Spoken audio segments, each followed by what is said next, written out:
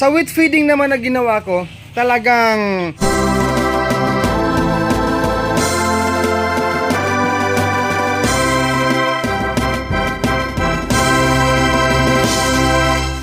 Hey mga ka-farmers, magandang araw po sa ating lahat. Kumusta na po kayo dyan lahat mga ka-farmers? Kinukumusta ko rin po ang inyong mga alagang baboy. Hindi lang po ang inyong mga alagang baboy, kundi pati na rin po kung ano man meron kayong mga alagang kahayupan dyan sa inyong bawat farm. Sa video na ito, nais ko lang pong ibahagi sa inyo yung aking pong mga baboy ngayon na teen batch fatteners ko. Yung tungkol po guys sa akin pong ginawang pagpapakain noon na sinimulan ko silang pinakain ng starter feeds sa araw mismo ng pagbili ko sa kanila. Sa panahon na yon, dry feeding, and then ginawa ko rin ang pagtransition, no? Ginawa ko ang pagtransition sa dry feeding patungo sa wheat feeding. Samantalang aking gustong ibahagi sa inyong idea, yung tungkol po na hindi pala lahat ng mga baboy na hiyang sa gusto nating gawin sa pagpapakain sa kanila. Ibig ko sabihin, yung ginawa ni Dodong Villaran kasi sa dry feeding, tapos nag-transition ako sa wheat feeding. Na-realize ko, no, in short, or direct to the point, na-realize ko na hindi lahat pala na fatteners na sang-ayon sila or gusto nila yung ginawa kong wheat feeding. Ganito kasi yan. Yung transition na ginawa ko sa wheat feeding na mula sa dry feeding, nakita ko sa kanila guys, ayaw nilang kumain ng malakas. Kasi palakain tong mga baboy na to eh. Ang unang araw na ginawa ko sa transition mula sa dry feeding patungo sa wheat feeding, syempre guys, ang proseso talaga dyan, mga beginners, tandaan natin na pag nag-transition tayo from dry feeding into wheat feeding, ilagay muna, step 1, ilagay muna ang dry feeds dyan sa kanilang pasungan sa kainan, no? Okay? So, matapos kong nilagay ang dry feeds dyan sa kanilang kainan, syempre, sinunod ko ang pangalawang proseso na lagay ng kunti-kunting patak ng tubig, ayan. So, in short guys, nung basa na ang feeds, lumipas ang 3 araw, ayaw nilang kumain ng malakas. Medyo humina ang kanilang kain. Mas gusto nila ang dry feeds feeding. Yan, siguro guys, doon pa lang sa babuyan na binilhan ko, sanay sila, no? Nasanay sila sa dry feeding or tuyo na pagpapakain. Napansin ko sa aking mga baboy, hindi lahat na, ito guys yung teen batch, hindi lahat pala ng mga fatteners natin na kung ano yung gusto nating gawin sa baboy, yun ang kanila. So, kumakain sila guys ng wheat feeding. Kaso nga lang, iba yung kanilang, yung speed, no? Yung speedity. Yung speed, yung kalakasan sa pagkain, ayaw nila masyadong kumain. May mga guys, may mga natitira or naiiwan na mga feeds na basa dyan sa pasungan. Nasasayang lang po. No, nasasayang lang. Kaya binalik ko sila sa dry feeding. Now, disclaimer lang guys ha. Yung aking pong binabahagi sa inyo ngayon ng mga salita ay base lang sa aking naranasan ha. Yan, bago ko pala makalimutan guys, yung mga baboy na to, sila ngayon ay 43 days old simula sa pagbili ko sa kanila.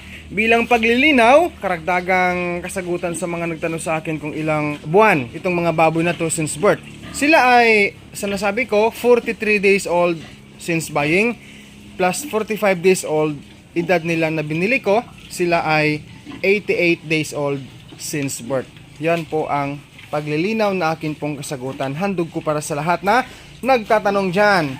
So, yun nga, no? Talagang base sa aking naranasan bilang isang backyard or pipitsugin na backyard hog raiser, hindi po pala lahat ng lahi sa baboy na kung ano ang gusto nating ginagawa tungkol sa pagpapakain, tulad na lang sa ginawa ko at naangkin kong karanasan ngayon sa kanila, transition from dry feeding into wheat feeding, hindi talaga sila guys hiyang sa wheat feeding.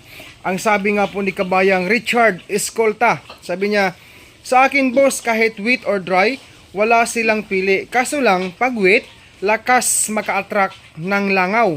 Kaya balik ako dry. Totoo po ito mga beginners, ang sinabi ni Richard Escolta. Salamat po kabayang Richard sa iyong concern o mensahe. Ibig sabihin, may mga lahi kasi sa baboy, wala silang pakialam kung ano man po ang ating mga binibigay na pagkain sa kanila. Dry feeding man yan, wheat feeding man yan, basta kung ano ang nasa kanilang kainan, sila po ay kakain talaga yan. Sabi naman ni Chirilane, no, kabayang Chirilane Inuhada, nasanay na kasi sila sa dry. Yan. Sabi naman ni Jessica or kabayang Jessica Amargo Apihas Hipolo or Hipolyo, sabi niya, nasanay po kasi sila, Kuya Dudong, sa dry feeding. Yan, totoo nga po talaga ito. Mga beginners, kung ano man ho ang ating na-realize, ang inyong mga na-realize, ang inyong mga pagmamasid sa inyong mga baboy patungkol sa ginagawa nyong feeding, katulad sa akin ngayon, no, na akin pong naangkin, nakita ko sa kanila, ayaw nila sa wheat feeding, binalik ko sa dry. Which is walang masama doon, mga ka-farmers, mga beginners. No, basta kung ano ang inyong nakikita na kung saan sila hiyang, kung saan sila mas gusto nila na pakain, doon nyo gawin. Yun ang gawin nyo para sa kanila.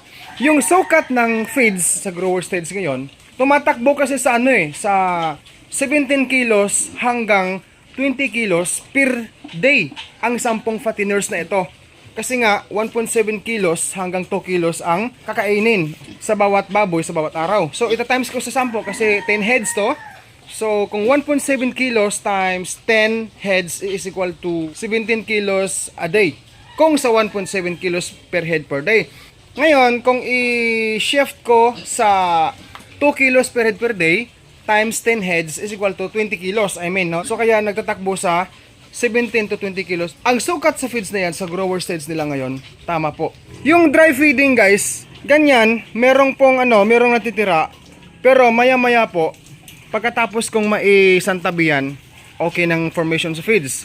Kasi ayaw ko masayang Nililigpit ko yung mga kalat-kalat. So after mga 30 minutes to 1 hour, binabalikan nila yung dry feeds. Ubos guys. Ubos base sa akin nakikita sa kanila.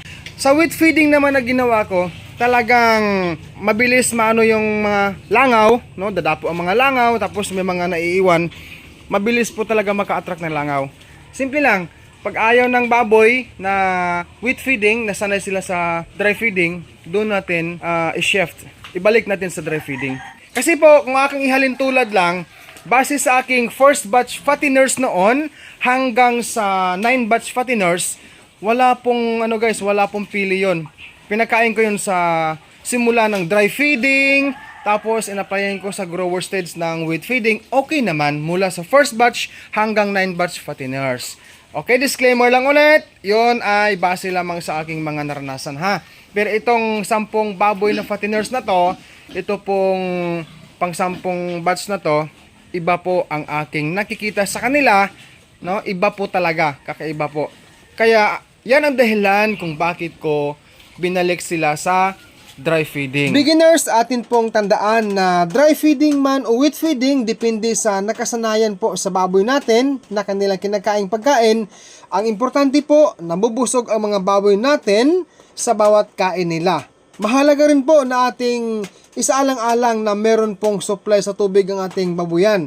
Importante po yan mga ka-farmers. Ang King's Vita Plus Animal Feed Supplement mabibili po sa Agribit Stores nationwide. Kung hindi ito available sa inyong lugar, maaari po kayo mag-direct order sa Shopee sa KBM Agribit Lines. Pwede rin sa Facebook page ng King's Vita Plus Animal Feed Supplement. Link nila ay nasa description. O pwede po kayo mag-text o tumawag sa kanilang cellphone number 0917-795-0220. Available po ang COD or cash on delivery. Mga ka-farmers, ako po si Dodong Villaran, ang patuloy pong nagpapasalamat sa inyong lahat sa pagtangkilik niyo po sa aking mga simple shows dito sa aking channel.